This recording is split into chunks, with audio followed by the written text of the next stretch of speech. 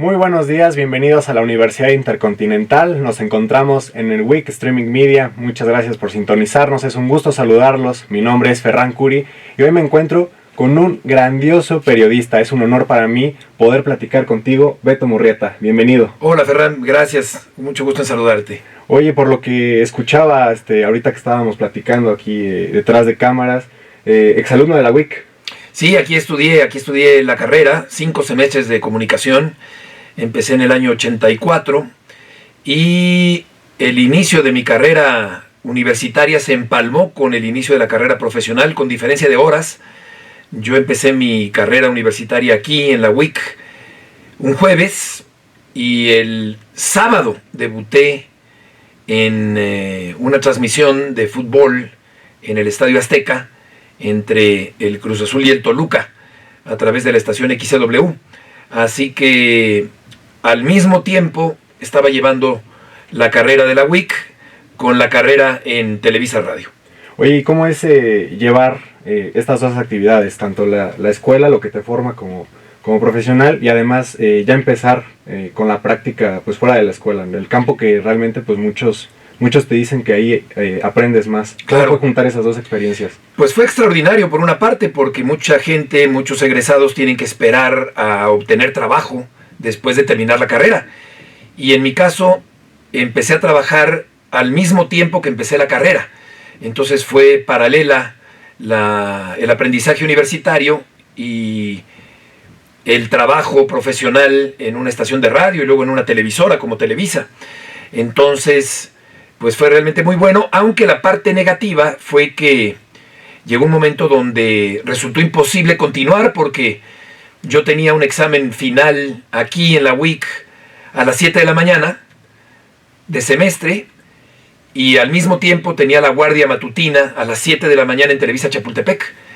Entonces desafortunadamente no conté con la flexibilidad ni de Televisa ni de la WIC, porque el profesor Ontiveros, que era el director de la carrera de comunicación, era muy estricto y no me daba facilidades, y Televisa tampoco me las daba.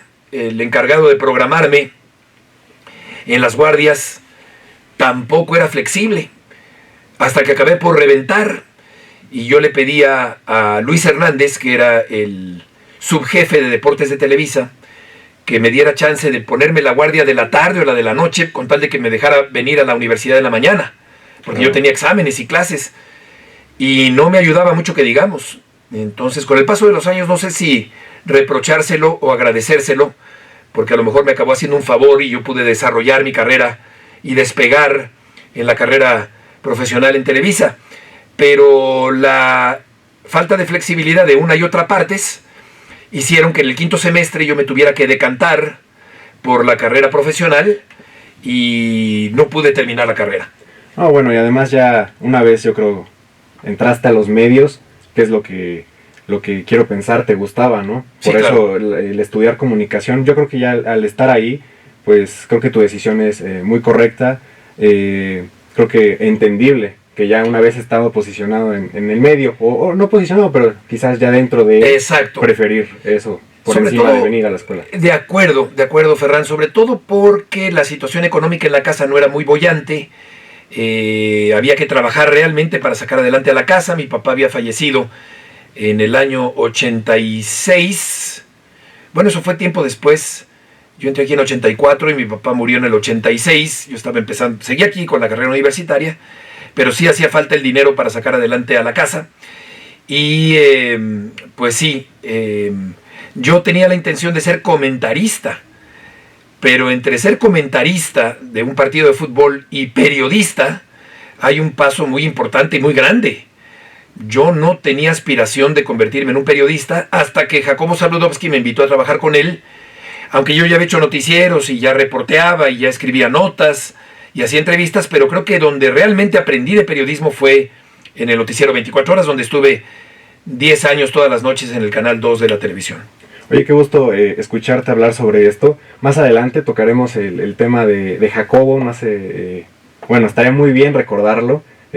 Sabemos en entrevistas, lo he escuchado, bueno, tu maestro, ¿no? Sí. Tu maestro incondicionalmente. Ya nada más para cerrar el tema de la escuela, ¿hay algún profesor que recuerdes con cariño? Ya sabemos que, bueno, el profesor Ontiveros tal vez está la duda de si con cariño o no, pero un profesor que te haya marcado, que de verdad ahorita, ya una vez que eres periodista, esos consejos o esa experiencia aprendida en los salones de clase te marcó, te dejó huella. Sí, me marcó y me gustó. No me acuerdo de un profesor en particular. Estoy ya entrando en serios problemas de memoria. No me acuerdo de muchos detalles, de muchas cosas. Han pasado 40 años, tengo 58. No tengo tan buena memoria como pudiera parecer. Pero no tengo un recuerdo malo del profesor Ontiveros. O sea, sí me acuerdo claramente su intransigencia, pero no hay en mi corazón resentimiento ni sentimientos negativos, ni odio para nadie, absolutamente para nadie. Claro. No obstante que te encuentras en la vida pues con gente que a lo mejor no te ayuda, o que te mete el pie, o que no te quiere, o que no le resulta simpático. Pero realmente no es un recuerdo malo, simplemente es un recuerdo, y una vivencia y una experiencia. No, eso sí, fíjate que no guardo sentimientos negativos que me puedan afectar a mí. Tengo claro quién es quién, de la gente que trato, con qué gente puedo contar y con cuál no, en qué personas confiar y en cuáles no, pero en quienes no confío tampoco se convierte eso en un sentimiento negativo. Y recuerdo concretamente de un profesor, caray, pues no lo tengo en este momento. Sí me acuerdo de la experiencia, de los amigos, de venir a las clases, pero no recuerdo un maestro en particular en este momento. Perfecto, Beto. Pues bueno, ahora sí ya metiéndonos de lleno a la parte profesional o de carrera, ¿no? Por esta carrera de aproximadamente 40 años, Sí. que es lo que nos platicas. Tu inicio a Televisa, y si no estoy mal, a Despertar, al noticiero Al Despertar, ¿no? No, era un noticiero que se llamaba 6 en Punto, que era un noticiero de jóvenes, donde estaban principiantes como Flor Berenguer, Adela Micha, Jesús Espinosa, Max Aub, Fernando Andere, Paco Barón, Eduardo Treyes, Anselmo Alonso, Ana María Lomelí, toda esa generación de periodistas, Mario Nader,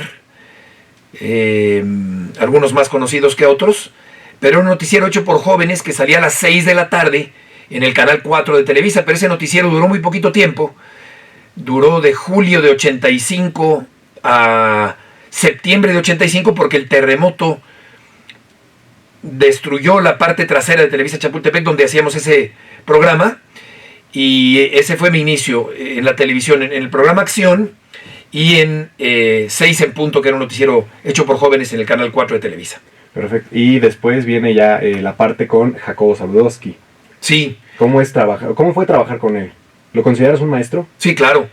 Pues fue una gran prueba, muy exigente, muy estricto, muy formador, muy buen formador, de quien tuviera la capacidad de asimilar sus enseñanzas. No daba concesiones, era muy disciplinado, muy puntual en lo suyo, muy polémico también, desde luego, por el momento que le tocó vivir, pero sí, claro que un maestro enorme. O sea, es una fortuna grandísima para mí haber podido aprender periodismo a su lado. Hoy en día lo recuerdas con muchísimo cariño, Claro, quiero imaginar. por supuesto. Y justamente con Jacobo viene la parte de toros y deportes con el joven Murrieta, un apodo que se te ha quedado sin duda. Sí. Esa parte de los toros, ¿cómo comienza? Porque justamente mencionabas a tu padre, y en entrevistas yo te he escuchado donde dices que ese amor o esa afición a los toros inicia por tu padre. Sí, correcto. Sí, era muy aficionado mi papá, nos llevaba a los toros, me llevaba al box, al fútbol, al Estadio Azteca, a ver al Atlante, me llevaba al Jai Alai, me llevaba a museos, a conciertos de música clásica, le gustaba meterme a clases, y a mi mamá también, clases de pintura, de cerámica, de música, de béisbol, de natación. O sea, mi hermana y yo éramos niños con muchas ocupaciones. Siempre mis papás tuvieron ese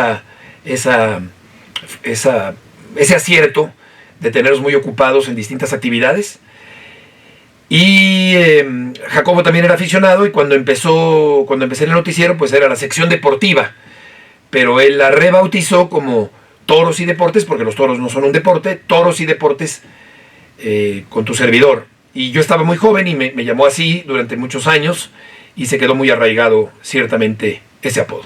Y sobre todo también te he escuchado en entrevistas que, bueno, si bien ahora ya no trabajas directamente para Televisa, bueno, los toros siguen saliendo en el programa en la noche, los domingos, en La Jugada, en Acción, narras para, bueno, sigue siendo la voz de los toros para Televisa de paga.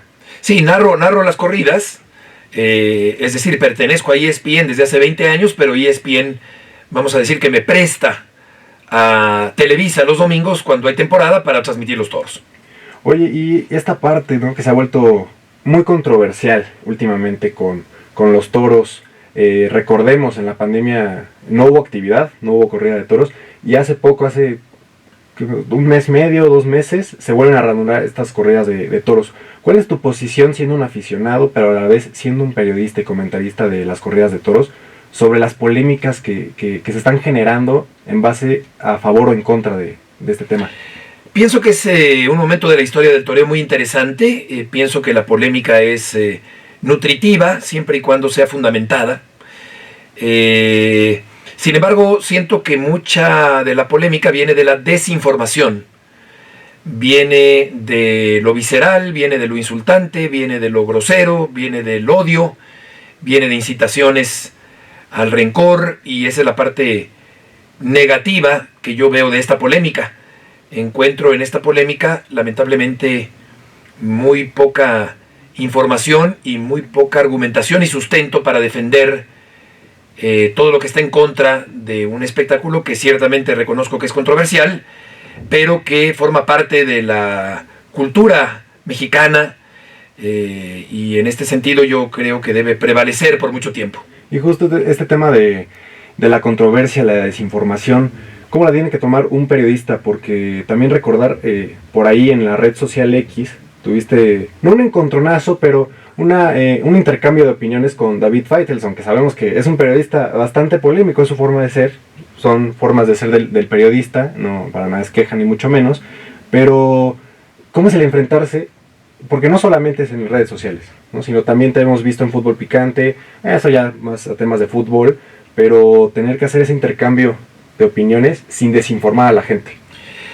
Pues es un intercambio que demanda de mucha responsabilidad, de mucho conocimiento, de argumentación, de respeto. Entonces yo creo que cuando ese intercambio de ideas se convierte ya en una batalla o en un intercambio de insultos, pues pierde por completo su esencia. Deja de ser un debate inteligente y pierde todo sentido. Se convierte, claro, cuando hay insultos, yo creo que se desmorona por completo la argumentación, y yo creo que ahí se desvirtúa de manera considerable lo que podría ser un debate inteligente. Claro que sí. Oye, Beto, y bueno, ya te platicamos toros, Jacobo, tus inicios en Televisa, exalumno de la WIC, y bueno, te llega un momento donde tienes que dejar Televisa, ¿no? Una empresa pues bastante, yo creo que una institución, para llegar a un formato muy diferente, creo yo, como lo es ESPN. O sea, sí, ya un formato más estadounidense. ¿Cómo viene este intercambio como de, digamos, no tanto ideologías, pero de la forma de llevar a cabo el periodismo? Sí, lo dices muy bien. Sí, hubo un cambio muy, muy notable, muy considerable. Una forma de trabajar de Televisa, y luego una forma muy estadounidense de trabajar de ESPN, donde el conductor no se involucra. Sí se involucra, pero no decide el contenido total de la información. Claro que se tiene que involucrar y se tiene que responsabilizar, porque finalmente es el que da la cara, pero me encontré con un formato donde tú llegas y ya está decidido el contenido y el orden de las noticias y cuánto va a durar cada resumen. Una vorágine de imágenes, una gran dinámica de imágenes que me costó trabajo en un principio. Yo me considero un periodista con una forma de hablar mucho más pausada, más cadenciosa, por eso me gusta tanto narrar las corridas de toros. Me parece que ese ritmo es el que se adapta a mi forma de ser y de trabajar y de hablar. Ese ritmo y sobre todo un lenguaje muy coloquial, ¿no?, que tienes, o que yo creo que se debe de tener al narrar toros. Pues sí, coloquial y también literario y muy enriquecido y muy poético y muy colorido. El lenguaje taurino aporta palabras al lenguaje coloquial del día a día, y eso es muy interesante, es un fenómeno lingüístico muy interesante que tiene la jerga taurina. Pero sí, fue una manera muy diferente de trabajar, hasta la fecha es una manera diferente de trabajar, pero creo que siempre es importante argumentar y pensar antes de hablar. Beto, qué gusto es tenerte aquí, poderte escuchar todas tus experiencias, escuchar algo tan nutritivo, ¿no? Algo con lo que como futuros periodistas o futuros comunicólogos nos podemos seguir nutriendo de información en busca de querer ser grandes periodistas. Y te voy a poner un ejemplo muy claro, no solo yo, sino muchos compañeros de la universidad, colegas míos, queremos llegar a ser periodistas deportivos y tú eres un modelo a seguir. Y en las conversaciones siempre apareces. ¿Qué consejo nos podrías dar a nosotros los jóvenes, no solo a mí, sino a todos los alumnos de esta universidad, en la búsqueda de ser grandes periodistas? Pues me halaga y me da gusto que yo pueda ser un modelo a seguir en un tiempo donde también ha cambiado mucho la forma de conducir programas y de polemizar y de debatir y de entretener en los programas deportivos. Entonces me da gusto. Yo creo que hay bases periodísticas que no se deben mover. Las modas pasan, pero los modos permanecen. Y en este sentido yo creo que sí tengo las bases correctas. Ahora bien, pues el modelo y el consejo, mejor dicho, pues debe ser pues pensar antes de hablar, ser muy responsables, estar muy empapados de la información, tener un estilo propio, argumentar, debatir con elementos de peso, estar bien preparados, aprender a sintetizar, tener un estilo propio, respetar a los compañeros y al auditorio, no perder de vista que debajo del entretenimiento tiene que haber bases periodísticas sólidas. Es lo que yo diría que es importante tomar en cuenta si se quiere llegar algún día a ocupar un lugar importante en los medios de comunicación y en el periodismo deportivo. Y también, claro, conocer las bases de qué es una nota, qué es un reportaje, claro, cómo hacer una columna, cómo formular preguntas, cómo sintetizar la información. Todo eso creo que es algo que tiene que mantenerse como base del buen periodista. No, y sobre todo salir al campo, ¿no? Como tú lo hiciste, como me lo platicabas al inicio, salir a los medios de comunicación. Exacto. Y de verdad ponerlo a prueba, porque yo creo que una experiencia como esa creo que no se logra igualar, y aprender de ella. Sí, esto, ya lo creo. Pues qué gusto poder haber hablado contigo. Me da muchísimo gusto. Te vamos a escuchar ahorita en el foro de televisión. Y bueno, muchas gracias a la gente que nos escuchó, a la gente aquí en cabina. Te doy las gracias, Beto, y bienvenido a la WIC de regreso. Muchas gracias, que te vaya muy bien. Gracias. Muy bien. Excelente, muy bien, excelente. También me lo nervios. No, muy bien, lo hiciste muy bien. Gracias, Beto.